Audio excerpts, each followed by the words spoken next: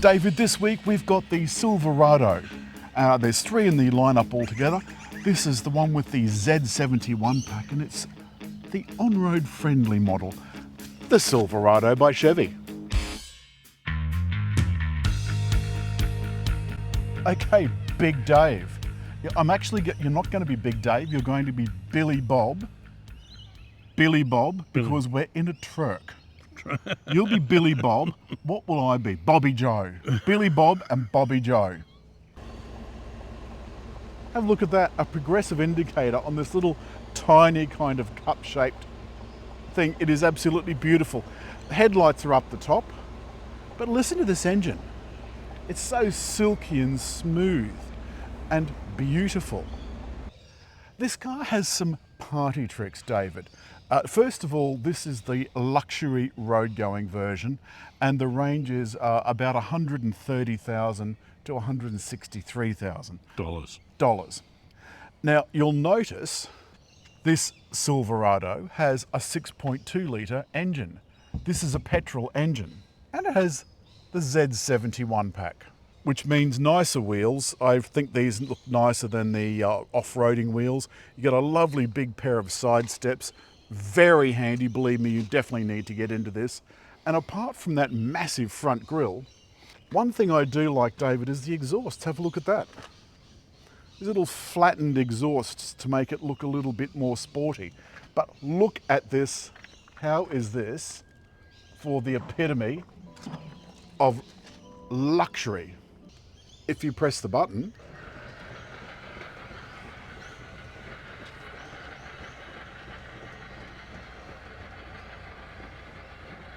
it does take quite a while, doesn't it, to open. But the really amazing thing is that if you want to put something in the back and give it a bit of a load, you just have to lift it up part of the way and it goes up by itself electrically. There's also a button in the front to do that, but it doesn't seem to want to put it back up again. You've got to come around the back to do that. Maybe they don't want anyone caught in it. We often say this about these big utes. Now remember, this is a full-size ute as opposed to Hilux, although their full-size aren't as big as this. Some say they're medium size. Look at the height. I'm nearly 6 foot. Look at the height of the top of that. And when I open this, look at the height of the loading lip. That's a long way off the ground. But as if the back wasn't high enough, have a look at how big the front is, how tall the front is. I mean, it's coming up to kind of just under my chest. And that's huge. And believe me, you take this into a car park and it not only fills the space, but it also fills the space in the lanes when you're trying to get to the car park. The back door, as David pointed out, the step becomes particularly handy, the back of the front step, to get into the tub. But have a look at this. When you want to get in to the back seat. So this seat is set for David to be a passenger because he's been chauffeured by yours truly. Have a look how much legroom I've got. That is absolutely extraordinary. We've got heated seats in the back. We've got another couple of USB ports, some vents, and under the seats there is some storage space. Billy Bob's just got in the driver's seat.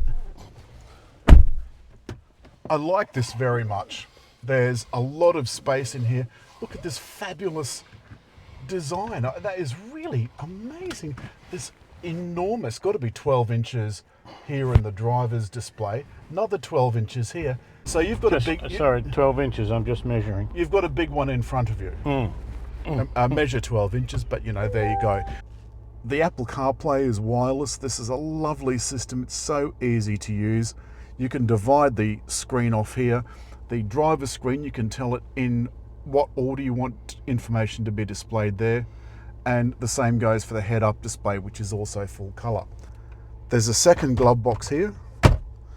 Another big glove box down below. And in the center console, some cup holders and the gear selector. We'll talk about that in a minute because these paddles are not for selecting gears. No. As you'd normally think. And there's a big lock box in the middle and a wireless charger. The air conditioning is nice and simple, and we've tailgate button there.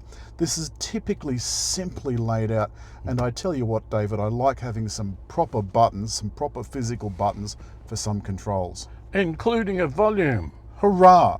On the back of the steering wheel, notice there are volume controls and channel selection controls that David's showing you now.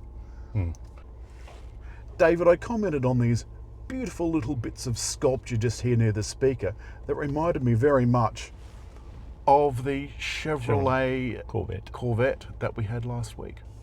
All right, Billy Bob. Now, pulling it into gear is fine, but sometimes if you're a bit nervous, you might say, have I got it right? But that triggers you to low. And what does low do, David? It means you take off and then you're controlled speed because it won't go any faster. That's right, and that's what's controlled with these things. Oh. You can, so if you take off in one, it will go up. So this is a 10-speed auto, so you might limit it to say 5 or 4. Toyota have got a dial. I think a dial would be cleverer, and those would be better off for manual gears. Anyway, come on, Billy Bob. Maybe I could be called Jethro. Jethro and Billy Bob. Yeah, Jethro. I like Jethro better. Jethro, and you're Billy Bob. I'm Billy Bob. Well, come on, Billy Bob, up this hill. The great thing about this is torque is wonderful, and so a hill is nothing. But down below you'll notice that there's no mode button because that's over on the dash. I assume they think you'll never ever use it because it's got a normal mode, a off-road mode, and a sport mode. Reach down and pop it into sport mode. Just give it one turn to the right. Oh, okay. Mode, give it one turn. Yeah. Right. Now, sport. Put that foot down. We're just going to call him Billy Bob. What was the name of those people that had the red car in that old American show? That's what you look like. One of those. Dukes of Hazzard. I want to talk for a moment about the fuel consumption. Now, David did take this away. We've had, again, both of the 1500s this week. We're getting the 2500 now, but David's driven them before. Fuel consumption on this, and it's got a 91 litre fuel tank, by the way. You got down to, what was it? On a one-off trip down a motorway, I was under 10. But if I averaged it out with a lot of motorway in it, I think I was around 12 or 13. Which I still think is amazing. Now, this is back up to 16 now, 16 litres per 100 kilometres. But that's because I've been fanging it around the back streets, treating this like I'm, out in centre in a Formula One race car thingamy. David, I think if this doesn't make you feel manly and butch, then check your pulse. And Billy Bob, do you know where you're going? Yes, I do. Oh, around here. All right. I'm not convinced that Billy Bob knows where he's going. Oh no, I haven't mentioned the hairy-chested tradies aside. I'm still a little You've lost concentration. I have. I want to point out that the electronic rear view mirror I like, but Billy Bob doesn't like very much. If we had a camera, why don't they put it here? Why don't they put the screen there? Why would you want it there? Because well, from my point of view, I can read it easier. It's bigger. But this is where you would look to expect to see that view. You don't expect to see that view here. No, but I can adjust. You haven't been able to adjust to anything else. Darwin's theory of the survival of the fittest is not survival of the biggest, it's those who can adapt. Nonsense, he said, the bigger you are, the better. And I think he was talking about... Well, that didn't work with Neanderthals. They were bigger than us. How do you know how big they were? They were. They were proved to be. They actually had fairly sizable brains. Oh, I wasn't talking about their brains. Jesus, you are really not on the ball today, are you? I'm in a philosophical mood. And you aren't quite wide in the lane. These lanes aren't particularly wide at the best of times. And we do feel like we're taking up a lot of it. Not a car to comfortably drive across the Harbour Bridge in Sydney. I've done that a lot, of course, and to be honest with you, once you've done it once, it's absolutely fine. It's doing it for the first time. That's terrifying.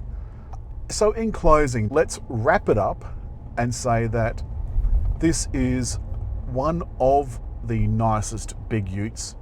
I think they're all of an ilk. Again, a little bit of extra information. This is remanufactured here in Australia by GMSV. So they're remanufactured, whereas the Corvette was manufactured from the factory in right-hand drive. So this came from America with a completely different dashboard. Isn't that amazing? Yes, yeah. So all of this was put on down in Melbourne at GMSV. Must cost a fortune. If it wasn't for that conversion, the car probably would have been $40,000 or $50,000 less. It's come time, as always, to hit like. Leave a comment. And just over there, I think, to subscribe.